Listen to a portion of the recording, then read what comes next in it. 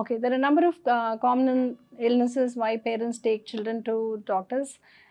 இப்போ பார்த்தீங்கன்னா காமனாக வர்றதுன்னா ஃபீவர் கோல்ஸ் காஃப்ஸ் இந்த ரீசனுக்காக தான் குழந்தைங்கள வந்து பேரண்ட்ஸ் ஒரு அவுட் பேஷண்ட் பீடியட்ரிஷனுக்கு கூட்டிகிட்டு போகிறாங்க. இந்த காமன் கோல்ஸ் ஏன் காமனாக இருக்குது? ஒரு 200 வைரஸஸ் இருக்குது, காமன் கோல்டு காஸ் பண்ணுற viruses across the world. So உலகம் பூரா இருக்கிற குழந்தைங்களுக்கு இது வந்து சளி இருமல் காமனாக ஏற்படுத்தும். அதுலேயும் பார்த்தீங்கன்னா மெஜாரிட்டி வந்துட்டு பெருசாக ட்ரீட்மெண்ட் எதுவுமே தேவை கிடையாது, தன்னால் சரியாக போயிடும். ஏன் குழந்தைங்கள பாதிக்குதுன்னா, இந்த 5 வயசு கீழே 6 வயசு கீழே உள்ள குழந்தைங்களுக்கு வந்து நோய் எதிர்ப்பு சக்தி வந்து கம்மியாக இருக்கும், இம்யூனிட்டி கம்மியாக இருக்கும். அவங்களுடைய இம்யூன் சிஸ்டம் நேச்சுரலாக மெச்சூர் ஆகிறதுக்கே ஒரு 7-8 வயசு ஆயிரும். அது வரைக்கும் வந்து ஒரு இயர்லி ஒரு 5 to 6 இன்ஃபெக்ஷன்ஸ் இந்த இருமல் சளினால் வர்றது வந்து ரொம்ப ரொம்ப சாதாரணம். இப்போ இதுக்கு வந்து பெரிய அளவில் பேரண்ட்ஸ் பதற்றப்பட வேண்டாம். இப்போ சின்ன குழந்தைங்கன்னு எடுத்துக்கிட்டிங்கன்னா, அவங்களுக்கு ஒரு சளி வருது அப்படின்னா மெயின் திங் வந்து வெறும் பால் குடிக்கிற குழந்தைங்கள எடுத்துக்கிட்டிங்கன்னா அவங்களுக்கு மூக்கடைப்பு இருந்ததுன்னா அதை ரிலீவ் பண்ணி விட்டாலே அவங்களுடைய ஃபீடிங் வந்து கம்ஃபர்டபுள் ஆயிரும். அதுக்கு வந்து நார்மலாக செலைன் ட்ராப்ஸ் எல்லா பீடியட்ரிஷியன்ஸுமே ப்ரிஸ்கிரைப் பண்ணுவாங்க. அது ஒரு 2-3 ட்ராப்ஸ் மூக்கில் போட்டுட்டிங்கனாலே அந்த சளி கிளியர் ஆகும்பொழுது, அவங்க ஒரு தும்மல் போட்டு கிளியர் பண்ணும்பொழுது, மூச்சு விடும்பொழுது, சுவாசம் கிளியர் ஆகும்பொழுது சக்கிங் ஈஸியாகிடும். இன்னும் சில குழந்தைங்களுக்கு வந்து இதே சளி வந்து தொண்டைக்கோ செஸ்ட்டுக்கு போகும்பொழுது வேறு விதமான சிம்டம்ஸ் வரும்.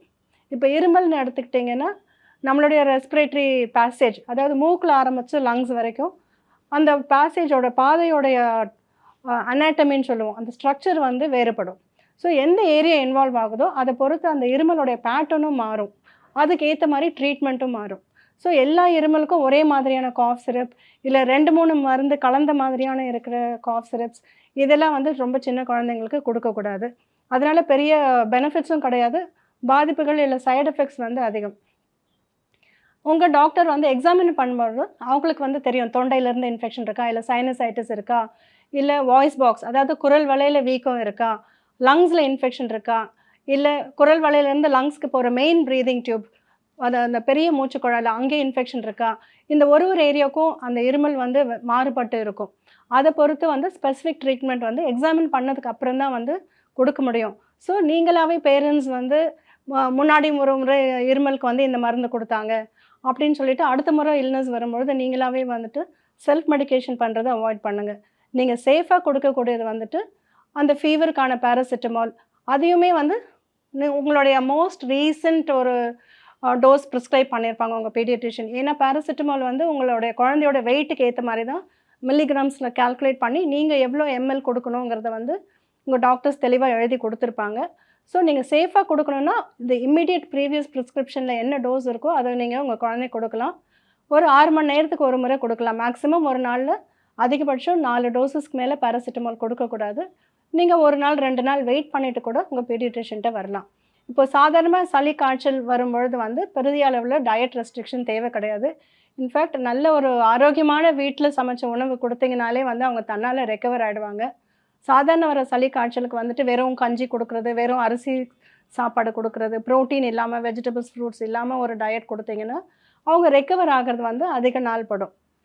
இல்லை நீங்கள் எப்போ ஹாஸ்பிட்டலுக்கு வரணுன்னா குழந்தையால் தூங்க முடியல, அதிக அளவில் இருமல் இருக்கிறதுனால தூக்கம் வந்து டிஸ்டர்ப் ஆகுது, குரல் தொண்டை கட்டிட்டு மூச்சு விடும்போது குழந்தைக்கு கஷ்டமாக இருக்குது, அப்புறம் அதிகமாக இருமுறதுனால வாமிட் பண்ணுறது, பசி சுத்தமாக இல்லாமல் இருக்கிறது, அடுத்து மூச்சு வாங்குறதுனா உங்களுடைய ரிப்கேஜ் கீழே ரிப்ஸ்க்கு இடையில வந்து மூச்சு விடும்பொழுது பள்ளம் விழும்.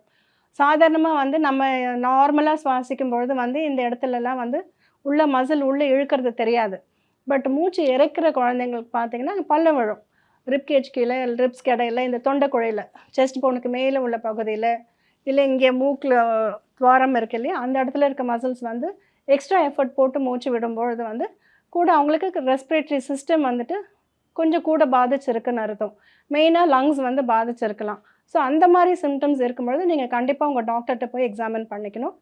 குழந்தையோடைய வயசு, ஏஜ் அண்ட் சைஸ் சின்னதாக இருக்கும் பொழுது இவங்களை வந்து இன்னும் கொஞ்சம் அதிக கவனத்தோடு வந்து நீங்கள் மருத்துவர் அணுகிறது ரொம்ப அவசியம். ஏன்னா சில குழந்தைங்களுக்கு வந்து ஆக்சிஜன் தேவைப்படலாம். இப்போ அது இல்லாமல் ரொம்ப சோர்ந்து போய் அளவுக்கு அதிகமாக சோர்ந்து போய் ஆக்டிவிட்டீஸே இல்லாமல் சுருண்டு படுத்துக்கிட்டே இருக்காங்க, இந்த மாதிரி இருந்தாலும் ஒரு 3 டேஸ்க்கு மேலே கண்டினியூஸாக ஃபீவர் இருந்துகிட்டே இருக்குன்னா கண்டிப்பாக உங்கள் டாக்டர்கிட்ட கூட்டு போய் குழந்தைய எக்ஸாமின் பண்ணிக்கணும்.